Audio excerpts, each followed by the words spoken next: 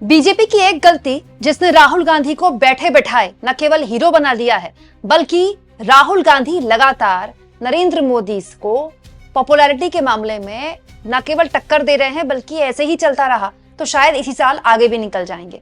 दोस्तों, social media में सी voter का एक सर्वे खूब चर्चा का विषय बना हुआ है। बहुत से लोगों ने इस पर वीडियो बनाई, बहुत से लोगों ने इसके आंकड़े पर चर्चा की, विवेचना की, लेकिन मैं इसको एक दूसरे पड़ाव में ले जाना चाहती हूँ। मैं इन आंकड़ों को केवल राहुल गांधी की पॉपुलैरिटी और नरेंद्र मोदी की घटती लोकप्रियता के तौर पर नहीं देखती। मैं इन आंकड़ों को बीजेपी की गलती के तौर पर देखती हूँ। वो गलती जो बीजेपी लगातार कर रही है, बार बार कर रही है, खास तौर पर तब कर रही है जब राहुल गांधी विदेश जाते हैं।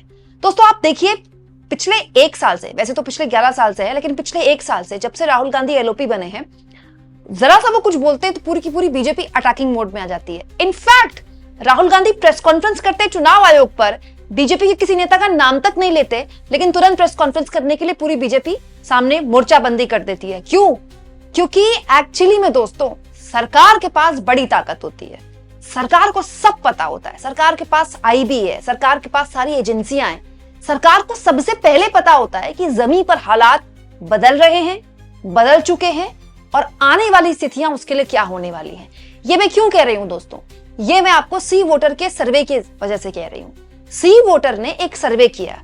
इस सर्वे को बड़े करीने से देखें तो आपको एक बात बिल्कुल आराम से समझ में आती है कि जिस राहुल गांधी को रोज पानी पी पी कर बीजेपी के प्रवक्ता उनकी आलोचना करते हैं, विदेश में अगर राहुल गांधी भारत के लिए कुछ बोल दें, उस पर दिन रात डिबेट्स होती हैं, राहुल गांधी, वो राहुल गांधी नरेंद्र मोदी को न केवल टक्कर दे रहे हैं, बल्कि अगर ऐसा ही चलता रहा तो नरेंद्र मोदी को पीछे छोड़ देंगे, वो भी इसी साल। सी वोटर का ये सर्वे कैसे बीजेपी की एक बहुत बड़ी भूल को दर्शाता है, ये मैं आगे आपको बताऊंगी, लेकिन जल्दी जल्दी पहले आंकड़ा आपके सामने में रख देती हूँ। मोदी वर्सेस राहुल, दोनों में कौन ज्यादा पॉपुलर है, इसी साल का यह आंकड़ा है। फरवरी में 55% लोगों ने कहा था कि मोदी, 39% लोगों ने कहा था राहुल।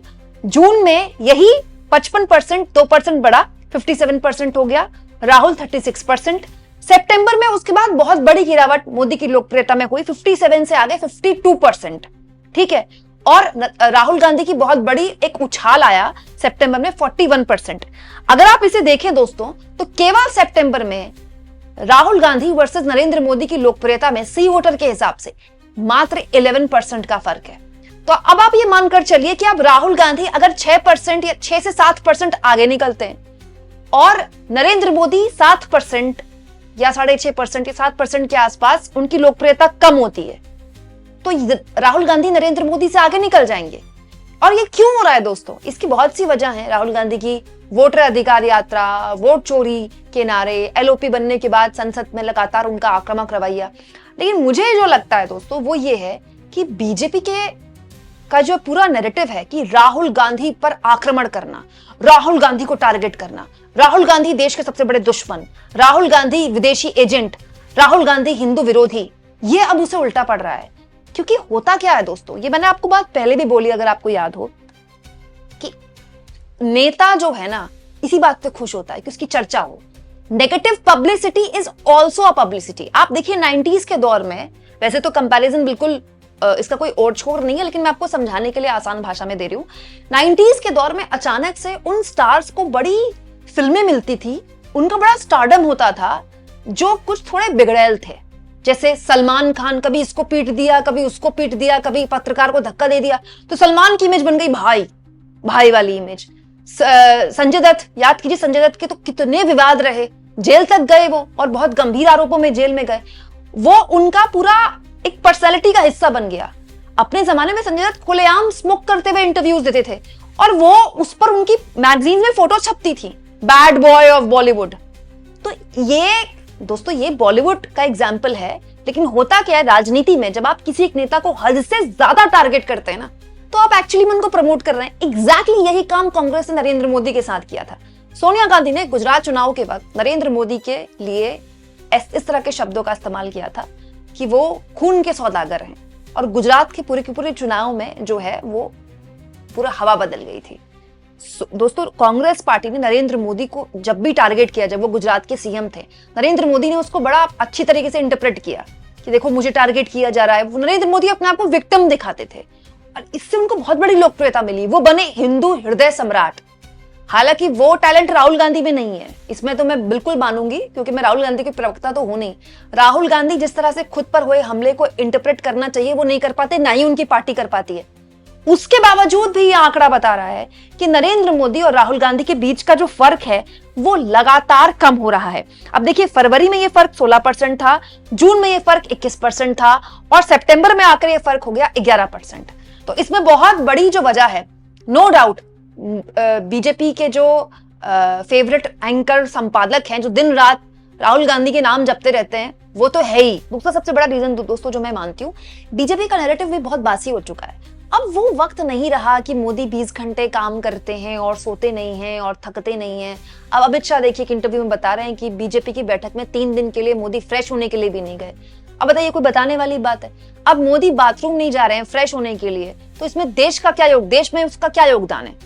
इस तरह की बात 11 साल से हम सुन रहे हैं। मोदी विष्णु के अवतार, मोदी बचपन में वो मगरमच्छ का बच्चा उठाकर ले आए घर, मोदी थकते नहीं है, मोदी ये, मोदी नॉन बायोलॉजिकल।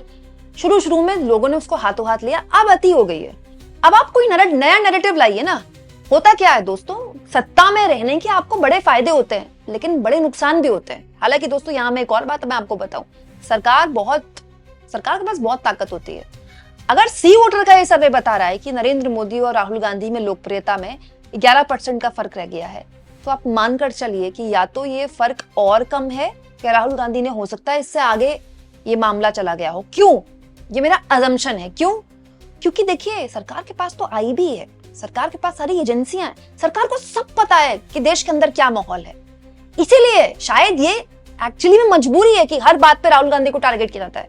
राहुल गांधी का विदेश दौरा जितनी बीजेपी हाईलाइट करती है, उतना तो कांग्रेस भी हाईलाइट नहीं करती। कांग्रेस वाले तो सोए पड़े हैं। कांग्रेस वालों को तो यही नहीं पता राहुल गांधी किस देश में पहुंचे, उनको तो फोटो तक शेयर करने की फुर्सत नहीं होती है। राहुल गांधी के भाषणों को एक तरह से बीजेपी का आईटी सेल गलत तरीके से इंटरप्रेट करता है, और कांग्रेस पार्टी वाले सोए पड़े हैं। तो ये हाल है। तो मतलब ये माना जाता है कि ये आप मान सकते हैं कि राहुल गांधी की जो पॉपुलैरिटी है ये बिल्कुल ऑर्गेनिक है, और नरेंद्र मोदी की जो पॉपुलैरिटी है इसमें उनका बहुत बड़ा योगदान, ऑफ कोर्स उनके मुद्दे हो सकते हैं, उनके फैसले हो सकते हैं। मैं ये नहीं कह रही कि नरेंद्र मोदी की सरकार ने कुछ नहीं किया, बहुत सी ऐसी चीजें ही होंगी जो लोगों की जिंदगी में बदलाव आया होगा, भाई तभी लोग उनको वोट कर रहे हैं। लेकिन ये बहुत बड़ी जो छवि है मोदी की, ये फैब्रिकेटेड भी है। आप जानते हैं, अगर मीडिया 2014 से पहले वाली होती तो मोदी शायद 2019 में ही रिपीट ना कर पाते, क्योंकि इस सरकार ने बहुत भीषण गलतियां की हैं। मीडिया तो उसको कवर अप कर देती ना, मीडिया तो बीजेपी से ज्यादा आक्रामक तरीके से मोदी को प्रमोट करती है। तो वो मीडिया का सपोर्ट, फुल मीडिया का सपोर्ट है मोदी की छवि को, तो मोदी लगातार पिछड़ रहे हैं और राहुल गांधी लगातार आगे बढ़ रहे हैं। हालांकि इसमें बहुत बड़ा योगदान दोस्तों मोदी जी के परम मित्र ट्रंप का भी है। ट्रंप ने जो छीछालेदर अपने बयानों से मोदी की छवि में की है, इसका कोई डेंट नहीं। मतलब इतना नुकसान हुआ है ना मोदी को व्यक्तिगत तौर पर ट्रंप के बयानों का। दूसरा, बहुत छोटी छोटी बातें हैं, लेकिन आप देखिए इसके बहुत लॉन्ग टर्म परिणाम होते हैं। आने वाले वक्त में जब हो सकता है कि अक्टूबर का भी कोई सर्वे आया है, सितंबर का आ चुका है तो, या फिर नवंबर का भी सर्वे आएगा ही, क्योंकि सी वोटर तो ट्रैकर चलाता है। आप देखिएगा ये जो भारत पाकिस्तान का मैच हुआ ना, उसकी वजह से बीजेपी का जो कट्टर बीजेपी सपोर्टर है ना, उसके आगे बीजेपी एक्सपोज हुई।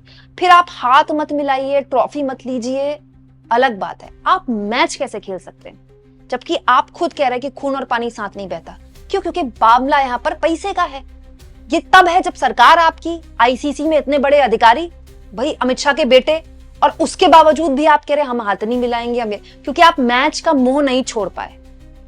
देश की बहुत बड़ी आबादी जिसने मैच ही नहीं देखा, 3 मैच हुए एशिया कप में, नहीं देखा भारत पाकिस्तान का मैच, उनमें से बहुत बड़ी आबादी बीजेपी के सपोर्टर थी। सोशल मीडिया में खुलेआम गाली गलौज चल रहा था बीजेपी के लिए कि बीजेपी को शर्म आनी चाहिए। सब भी मोदी के सपोर्टर थे कि आप कैसे खेल सकते हैं मैच। क्यों? क्योंकि लोगों को आप बस इस तर्क पे जवाब नहीं दे सकते कि देखो हमने मैच जीतना था इसलिए खेला। सब जानते हैं कि आप जब मैच खेलेंगे तो पाकिस्तान के क्रिकेट बोर्ड को भी पैसा मिलेगा। तो होता क्या, मैच तो आपने खेल लिया, उसको आपने आईटी सेल के जरिए, अपने चैनल्स के जरिए उसको ढक भी दिया, बट जनता के दिमाग में एक बात आती है ना कि यार ये नेशनलिज्म का मुद्दा है, जो देशभक्ति का मुद्दा है, ये हवाबाजी है इनकी, इनको वोट चाहिए इसलिए ये सब करते हैं। होता क्या है, किसी एक नेता को, किसी एक पार्टी को, किसी एक मुद्दे का नुकसान नहीं होता, धीरे धीरे धीरे धीरे धीरे धीरे गुस्सा इकट्ठा होता है। ये जो आप देख रहे हैं ना 11% का फर्क, ये धीरे धीरे धीरे धीरे पनपा गुस्सा है। और वो गुस्सा जिसमें अब राहुल गांधी की बात को बहुत से लोग सीरियसली ले रहे हैं। वोट चोर को लेकर राहुल गांधी की जो प्रेस कॉन्फ्रेंस है उसको बहुत से लोगों ने सुना है जो बीजेपी सपोर्टर है।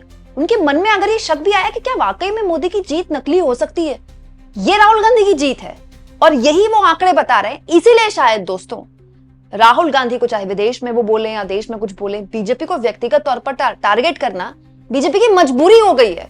क्यों? क्योंकि जैसा कि मैंने आपसे कहा कि ये तो सी वोटर का आंकड़ा है। असली आंकड़ा तो, और बिल्कुल प्रिसाइज आंकड़ा तो सरकार के पास ऑलरेडी होगा।